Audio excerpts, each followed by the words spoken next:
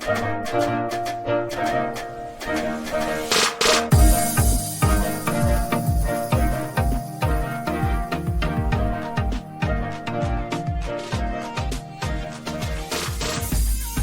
friends, welcome to day number 14 of Bible in a Year with Pastor Steve.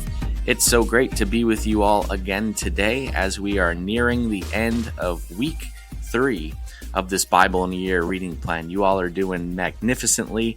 I just want to encourage you to keep on pressing on so that we might get through this whole Bible in a Year program together and celebrate with each other along the way, especially on day number 365. Well, I wanted to start off by saying I made a little bit of a boo-boo on yesterday's podcast because I was supposed to read to you Exodus chapters 1 through 3, and I only did Exodus 1. So today we are going to be reading from Exodus chapters 2, 3, 4, 5, 6, and 7. So it's a bit of a lengthy read, and you're also to read Psalm number 14 and Proverb 14. It's going to be a great day seeing how God is calling Moses to be his agent of rescue, to deliver the people from the evil that is happening in Egypt. As mentioned previously, this is Israel's story. There's times of exile, there's times of restoration. And through it all, God is faithful to his covenant promises. So friends, buckle up because it's going to be a lengthy reading today. Of course, if you've already read the chapters that I missed yesterday, you can fast forward a bit and pick up on Exodus chapters 4 through 7, which are the scheduled readings for today. But without further ado, let us jump into God's holy, inspired word. Exodus chapter 2. A man of the house of Levi went and took a daughter of Levi as his wife. The woman conceived and bore a son. When she saw that he was a fine child, she hid him 3 months. When she could no longer hide him, she took a papyrus basket for him and coated it with tar and with pitch. She put the child in it and laid it in the reeds by the river's bank. His sister stood far off to see what would be done to him. Pharaoh's daughter came down to bathe at the river. Her maidens walked alongside by the riverside. She saw the basket among the reeds and sent her servant to get it. She opened it and saw the child, and behold, the baby cried. She had compassion on him and said, "This is one of the Hebrews' children." Then his sister said to Pharaoh's daughter, "Should I go and call a nurse for you from the Hebrew women, that she may nurse the child for you?" Pharaoh's daughter said, "Go." The young woman went and called the child's mother. Pharaoh's daughter said to her, "Take this child away and nurse him for me, and I will give you your wages." The woman took the child and nursed it. The child grew, and she brought him to Pharaoh's daughter, and he became her son. She named him Moses, and said, "Because I drew him out of the water." In those days when Moses had grown up, he went out to his brothers and saw their burdens. He saw an Egyptian striking a Hebrew, one of his brothers. He looked this way and that way, and when he saw that there was no one, he killed the Egyptian and hid him in the sand. He went out the second day, and behold, 2 men of the Hebrews were fighting with each other. He said to him, "Who did the wrong? Why did you strike your fellow?" He said, "Who made you a prince and a judge over us? Do you plan to kill me as you killed the Egyptian?" Moses was afraid and said, "Surely this thing is known." Now when Pharaoh heard this thing, he sought to kill Moses. But Moses fled from the face of Pharaoh and lived in the land of Midian, and he sat down by a well. Now the priest of Midian had 7 daughters. They came and drew water and filled the troughs to water their flocks. The shepherds came down and drove them away, but Moses stood up and helped them and watered their flock. When they came to Reuel, their father said, "How is it that you have returned so early today?" They said, "An Egyptian delivered us out of the hand of the shepherds, and moreover, he drew water for us and watered the flock." He said to his daughters, "Where is he? Why is it that you have left the man? Call him, that he may eat bread." Moses was content to dwell with the man. He gave Moses Zipporah, his daughter. She bore a son, and he named him Gershom, for he said, "I have lived as a foreigner in a foreign land."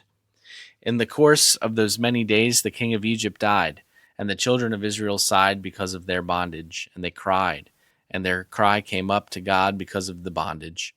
God heard their groaning, and God remembered his covenant with Abraham, with Isaac, and with Jacob. God saw the children of Israel, and God was concerned about them. Exodus chapter 3. Now Moses was keeping the flock of Jethro, his father-in-law, the priest of Midian. And he led the flock to the back of the wilderness and came to God's mountain, to Horeb. Yahweh's angel appeared to him in a flame of fire out of the middle of a bush. He looked, and behold, the bush burned with fire, and the bush was not consumed. Moses said, I will go now and see this great sight. Why is the bush not burned? When Yahweh saw that he came over to see, God called out to him out of the middle of the bush and said, Moses, Moses. He said, Here I am. He said, Don't come close. Take off your sandals, for the place you are standing on is holy ground. Moreover, he said, I am the God of your father, the God of Abraham, the God of Isaac, and the God of Jacob. Moses hid his face because he was afraid to look at God. Yahweh said, I have surely seen the affliction of my people who are in Egypt, and have heard their cry because of their taskmasters, for I know their sorrows. I have come down to deliver them out of the hand of the Egyptians, and to bring them up out of the land to a good and large land, to a land flowing with milk and honey, to the place of the Canaanite, the Hittite, the Amorite, the Perizzite, the Hivite, and the Jebusite. Now behold, the cry of the children of Israel has come to me. Moreover, I have seen the oppression with which the Egyptians oppress them. Come now, therefore, and I will send you to Pharaoh, that you may bring my people, the children of Israel, out of Egypt. Moses said to God, Who am I that I should go to Pharaoh, and that I should bring the children of Israel out of Egypt? He said, Certainly I will be with you. This will be the token to you that I have sent you. When you have brought the people out of Egypt, you shall serve God on this mountain. Moses said to God, Behold, when I come to the children of Israel and tell them, The God of your fathers has sent me to you, and they ask, What is his name? What should I tell them? God said to Moses, I am who I am. And he said, You shall tell the children of Israel this, I am has sent me to you. God said, moreover, to Moses, You shall tell the children of Israel this, Yahweh, the God of your fathers, the God of Abraham, the God of Isaac, and the God of Jacob, has sent me to you. This is my name forever, and this is my memorial to all generations.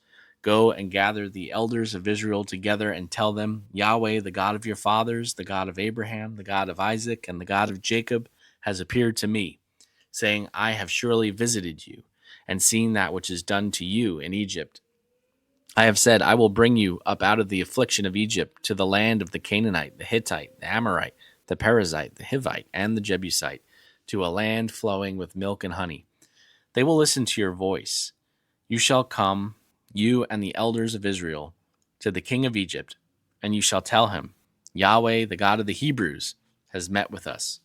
Now please let us go 3 days' journey into the wilderness, that we may sacrifice to Yahweh our God. I know that the king of Egypt won't give you permission to go. No, not by a mighty hand. I will reach out my hand and strike Egypt with all my wonders which I will do among them, and after that he will let you go. I will give this people favor in the sight of the Egyptians, and it will happen that when you go, you shall not go empty-handed. But every woman shall ask of her neighbor, and of her who visits her house, jewels of silver, jewels of gold, and clothing.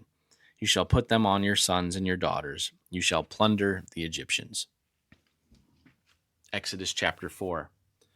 Moses answered, But behold, they will not believe me, nor listen to my voice, for they will say, Yahweh has not appeared to you. Yahweh said to them, What is that in your hand? He said, A rod. He said, Throw it on the ground. He threw it on the ground, and it became a snake, and Moses ran away from it. Yahweh said to Moses, Stretch out your hand and take it by its tail. He stretched out his hand and took hold of it, and it became a rod in his hand. This is so that they may believe that Yahweh, the God of their fathers, the God of Abraham, the God of Isaac, and the God of Jacob, has appeared to you. Yahweh said furthermore to him, Now put your hand inside your cloak. He put his hand inside his cloak, and when he took it out, behold, his hand was leprous, as white as snow. He said, Put your hand inside your cloak again. He put his hand inside his cloak again, and when he took it out of the cloak, behold, it had turned again as his other flesh. It will happen, if they will not believe you or listen to the voice of the first sign, that they will believe the voice of the latter sign. It will happen, if they will not believe even these two signs or listen to your voice, that you shall take of the water of the river and pour it on the dry land. The water which you take out of the river will become blood on the dry land. Moses said to Yahweh, O Lord, I am not eloquent, neither before now, nor since you have spoken to your servant, for I am slow of speech and of a slow tongue. Yahweh said to him, Who made man's mouth? Or who makes one mute, or deaf, or seeing, or blind? Isn't it Yahweh? Now therefore go, and I will be with your mouth, and teach you what you shall speak. Moses said, O Lord, please send someone else. Yahweh's anger burned against Moses, and he said, What about Aaron your brother, the Levite? I know that he can speak well. Also, behold, he is coming out to meet you. When he sees you, he will be glad in his heart. You shall speak to him and put the words in his mouth. I will be with your mouth and with his mouth, and I will teach you what you shall do. He will be your spokesman to the people. It will happen that he will be to you a mouth, and you will be to him as God. You shall take this rod in your hand, with which you shall do the signs. Moses went and returned to Jethro, his father-in-law, and said to him, Please let me go to return to my brothers who are in Egypt, and see whether they are still alive.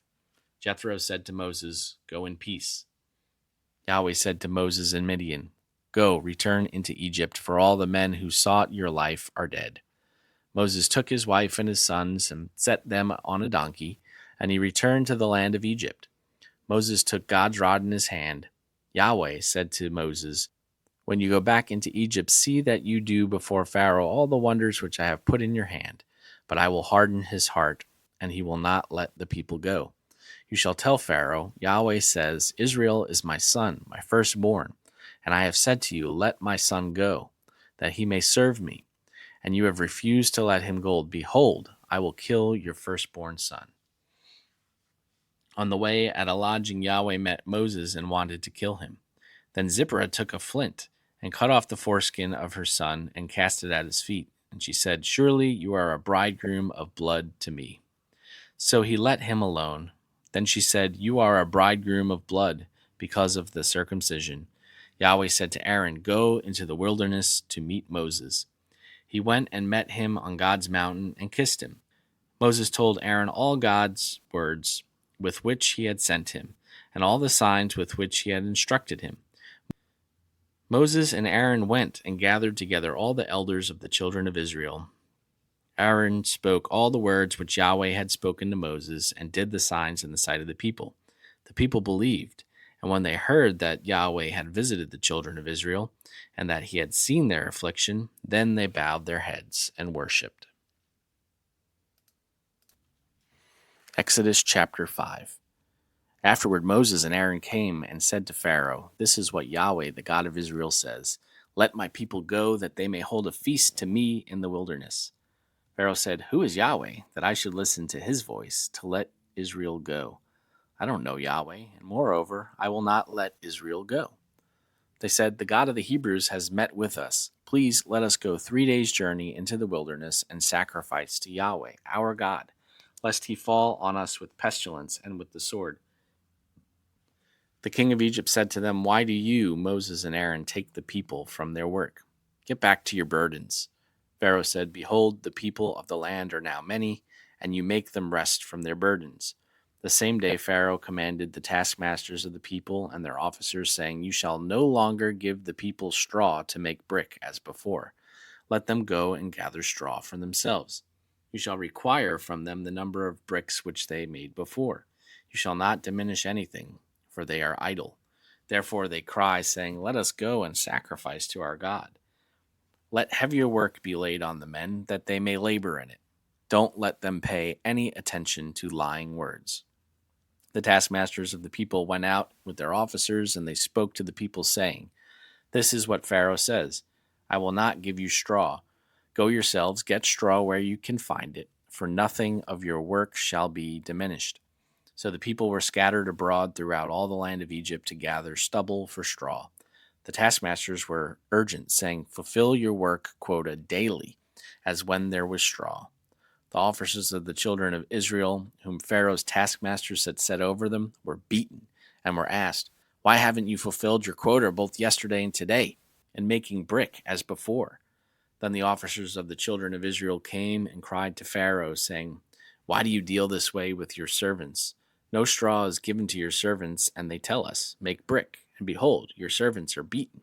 But the fault is in your own people. But Pharaoh said, You are idle, you are idle. Therefore you say, Let's go and sacrifice to Yahweh. Go therefore now and work, for no straw shall be given to you. Yet you shall deliver the same number of bricks. The officers of the children of Israel saw that they were in trouble when it was said, You shall not diminish anything from your daily quota of bricks. They met Moses and Aaron, who stood along the way as they came out from Pharaoh. They said to them, May Yahweh look at you and judge, because you have made us a stench to be abhorred in the eyes of Pharaoh, and in the eyes of his servants, to put a sword in their hand to kill us. Moses returned to Yahweh and said, Lord, why have you brought trouble on this people? Why is it that you have sent me? For since I came to Pharaoh to speak your name, he has brought trouble on his people. You have not rescued your people at all.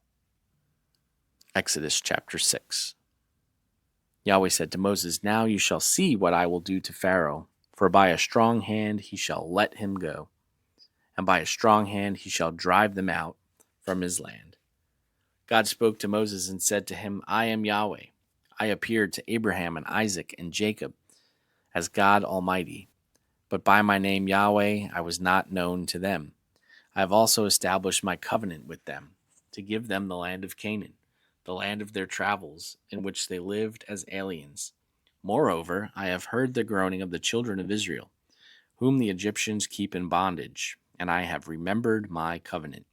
Therefore tell the children of Israel, I am Yahweh, and I will bring you out from under the burdens of the Egyptians, and I will rid you out of their bondage, and I will redeem you with an outstretched arm and with great judgments.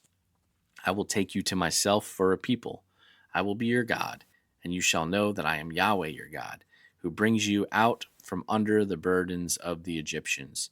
I will bring you into the land which I swore to give to Abram, Isaac, and Jacob, and I will give it to you for a heritage. I am Yahweh.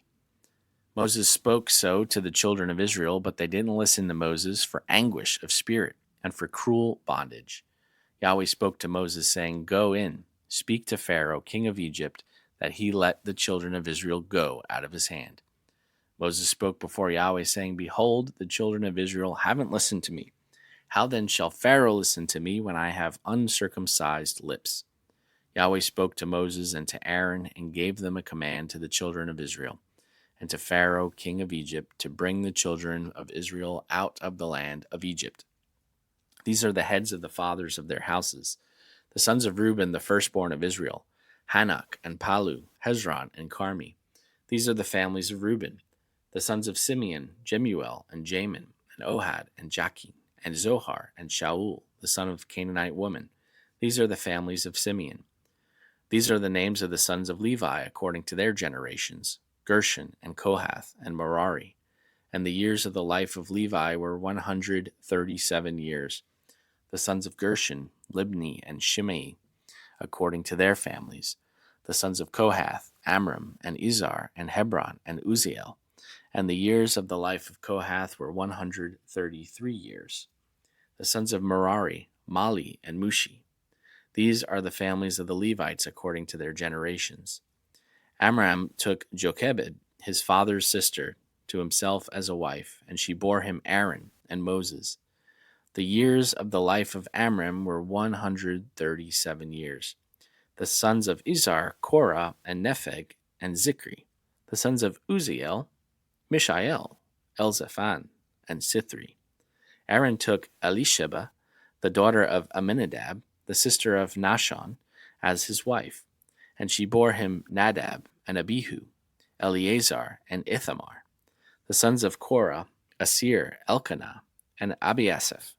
These are the families of the Korahites. Eleazar, Aaron's son, took one of the daughters of Putiel as his wife, and she bore him Phinehas. These are the heads of the father's house of the Levites according to their families. These are that Aaron and Moses to whom Yahweh said, Bring out the children of Israel from the land of Egypt according to their armies. These are those who spoke to Pharaoh, king of Egypt, to bring out the children of Israel from Egypt. These are that Moses and Aaron. On the day when Yahweh spoke to Moses in the land of Egypt, Yahweh said to Moses, I am Yahweh. Tell Pharaoh, king of Egypt, all that I tell you. Moses said before Yahweh, Behold, I am of uncircumcised lips, and how shall Pharaoh listen to me? Exodus chapter 7. Yahweh said to Moses, Behold, I have made you as God to Pharaoh, and Aaron your brother shall be your prophet. You shall speak all that I command you, and Aaron your brother shall speak to Pharaoh, that he let the children of Israel go out of his hand.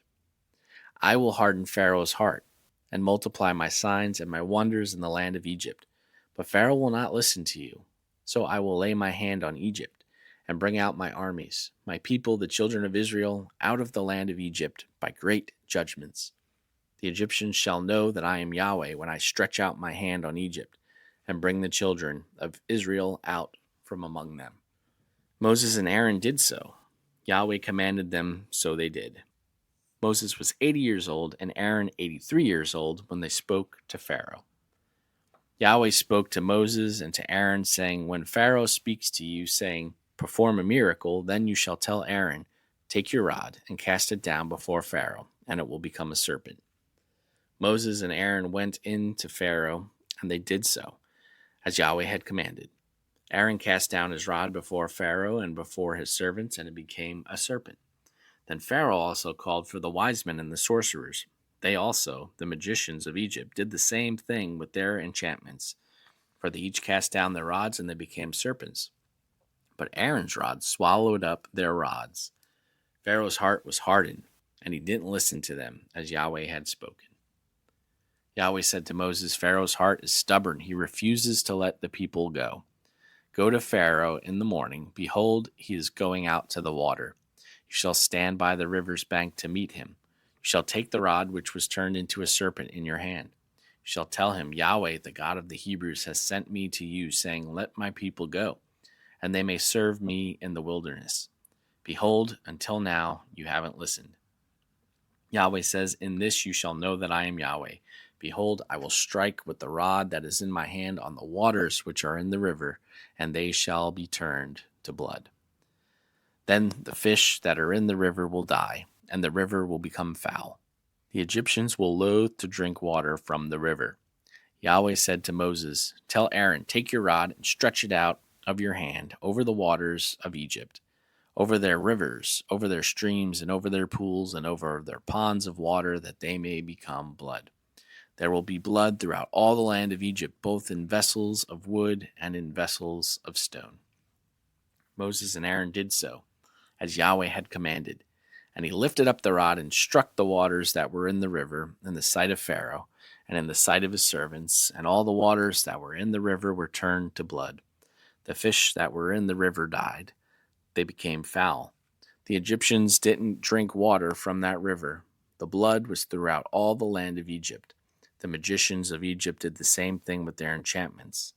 So Pharaoh's heart was hardened, and he didn't listen to them, as Yahweh had spoken. Pharaoh turned and went into his house, and he didn't even take this to heart. All the Egyptians dug around the river for water to drink, for they couldn't drink the river water. Gracious God, what a joy it is to know that you call each and every one of us into the work of your kingdom, into the work of recreation and sharing your love and grace for the transformation of the world. Be with us as we delve deeper into the story of Moses and your plan to rescue the people of Israel from the clutches, the evil hands of Egypt. Show us, Lord, how you continue to call us and empower us, even when we don't feel worthy, even when we feel unable. It's in Jesus' name we pray and ask these things. Amen. Yesterday, we wrapped up our readings by hearing that Pharaoh had made a mandate to kill all of the male babies that were born to the Hebrew women. Why? Because Israel was thriving so much. They became so numerous in Egypt that the new Pharaoh in town was jealous and felt threatened. So he had to come up with a plan to change the tide for his benefit. So that brings us to Exodus chapter 2, and we see that Moses is born from the tribe of Levi, which, if you know anything about the Old Testament, you'll find out soon that the office of priest will come through the tribe of Levi, and that is a very important role. Now, Moses' name means to pull out or to draw out of water. This has tremendous imagery. First and foremost, that Moses is being taken out of the water. The ancient Near Eastern conception of water was that it was a fearful thing, a chaotic thing, something that needed to be tamed. So Moses was drawn out of the chaos. He was drawn out of the chaos of the world that was around him for a purpose. And we'll see that purpose is, from God's standpoint, to rescue the people of Israel from Egypt, the evil clutches of Egypt. And at the end of the story, we're going to see when that finally happens that Moses leads them through a body of water. That is the Red Sea. All right, so how did Moses get drawn out of the water? Why was he in the water to begin with? Well, when he was born, the mother of Moses saw that he was a fine young lad, it says basically, and decided to save him. So she made a basket, covered it in pitch and tar, and placed him in it, and then placed the basket near the edge of the river so that, hopefully, he would be discovered. And it turns out that he is discovered, and ironically, it's by Pharaoh's daughter who decides to save him. And it's clear that she knew that he was a Hebrew boy. She did what was in direct opposition to what her father wanted. So it shows that God's grace was on her, working in her and through her, so that Moses would find favor and be able to be spared, so that he might become the rescuer. Now, after Moses had grown up, he was out in the town and he saw some Egyptian mistreating a Hebrew guy, and he was infuriated and winds up killing the Egyptian, burying him and so forth. And then he's kind of found out, right? Someone called him out on it, and he became so fearful that he ran away from Egypt way out of town into what is now known as the area of Saudi Arabia. The Bible, our scripture, refers to this place as Midian. While he's there, he's near a well, and he winds up saving this young girl from the hands of some pretty wild shepherds. And she was so thankful, told her father about it. Father invited him in, and they basically become family. The father was Remuel, who is also known as Jethro, and he winds up giving Moses a wife, Zipporah, whom they have children of their own. In Exodus chapter 3, while Moses is doing what he does best, that is shepherding, he sees something odd off in the distance, and it catches his eye because it doesn't make any logical sense. It's this bush, and it's burning. I guess in the desert areas, it wouldn't be uncommon for things to burn, but this bush kept burning and burning and burning, and it didn't exhaust the fuel, that is the leaves and the stems and so forth. It just kept burning. So he went close to it to see what was going on. And from within the bush, within the fire, Moses hears the voice of God. He encounters God.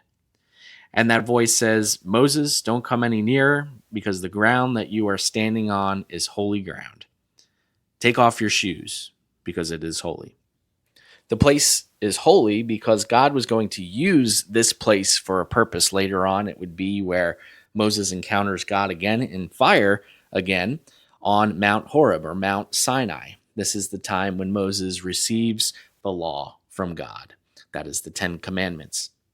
It's also holy because God is present. This is presumably why he tells Moses to take off his shoes.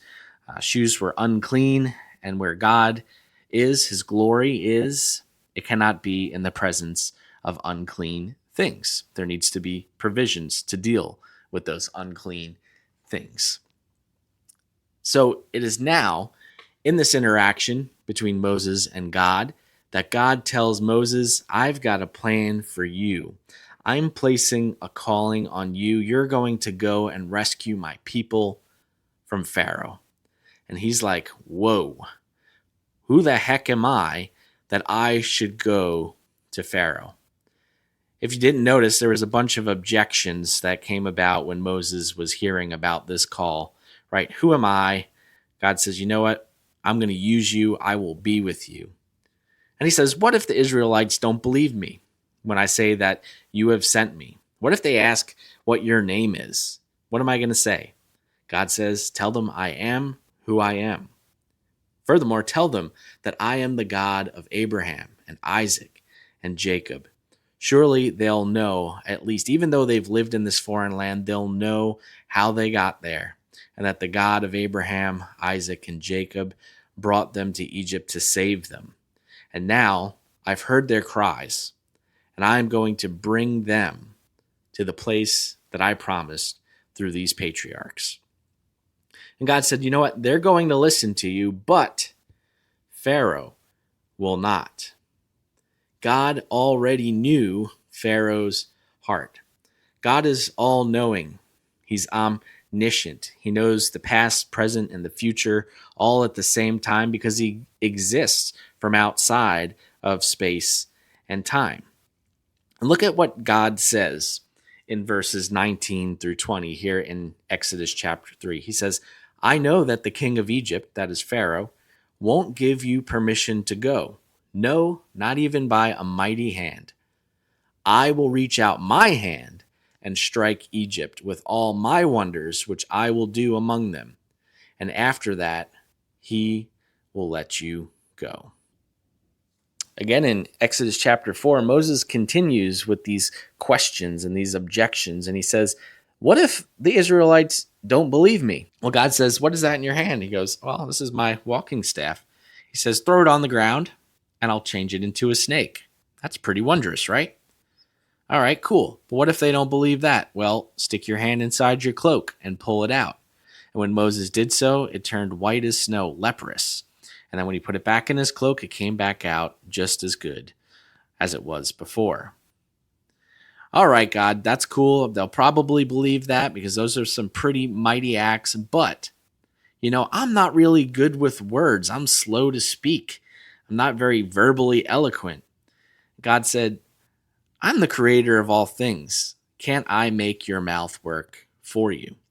And Moses just says, you know what? Please just send someone else. It is too much for me. And God gets a little bit angry here, but then he obliges and allows Aaron, his brother, to help him out because Aaron can speak a little bit better than Moses. So Moses returns back to Jethro, and he asks to go to Egypt so that he can start doing those things. He tells Jethro, his father-in-law, that he's going to go check up on his people to make sure that, some of them are still alive. And they go to Egypt, and they, that is Moses and Aaron, rally up the elders of the people of Israel, and they do exactly as God says.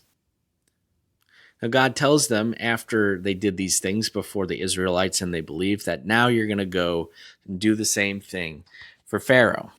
Interestingly, it says that after you do these things before Pharaoh, that I'm going to harden his heart so that he won't let the people go. Now, as shown in Exodus chapter 3, verses 19 through 20, God already knows the heart of Pharaoh, that it is already hard, and that God is going to let him continue in his disobedience, which makes the heart harder and harder and harder until it reaches a certain threshold. And at that point, God is going to make his most decisive move yet, which will allow the people of Israel to be freed. Verses 22 and 23 here in this chapter summarize it well. Yahweh says, Israel is my son, my firstborn, and I have said to you, let my son go, that he may serve me. And you have refused to let him go. Behold, I will kill your firstborn. God will allow Pharaoh's heart to get harder and harder until it's at a point, and the evil in Egypt is at a point that God must respond with force. And that final act will be the killing of the firstborn sons. This, friends, sets the stage for the remaining chapters where the plagues are pronounced against Egypt one by one and leads up to that final plague of the killing of the firstborn son. And that is found in Exodus chapter 11, which we will get to shortly. Now, I'm sure some of you, like me, have encountered the call of God in our lives at one time or another. And we are tempted to make excuses, aren't we? To list all the ways in which God has picked the wrong person for the job. But rest assured that God is calling you to be a part of his plan for the world. And he will equip you, he will work with you, shower his grace upon you. Even when you falter, he will pick you up, dust you off, and get you back on proper footing. Our challenge is to be listening for God and to not shy away and to yield our hearts to him so that we might fulfill his purposes in our lives. Friends, I pray that you have a very blessed day and that you would consider maybe inviting someone else, one of your friends, your family, acquaintances, to come join us on this journey of Bible in a year. There's no better time than today to jump in to God's Word. Even if you've missed out on the first couple weeks, no problem. We welcome you here. My name is Pastor Steve, and I look forward to seeing you all again tomorrow. God bless.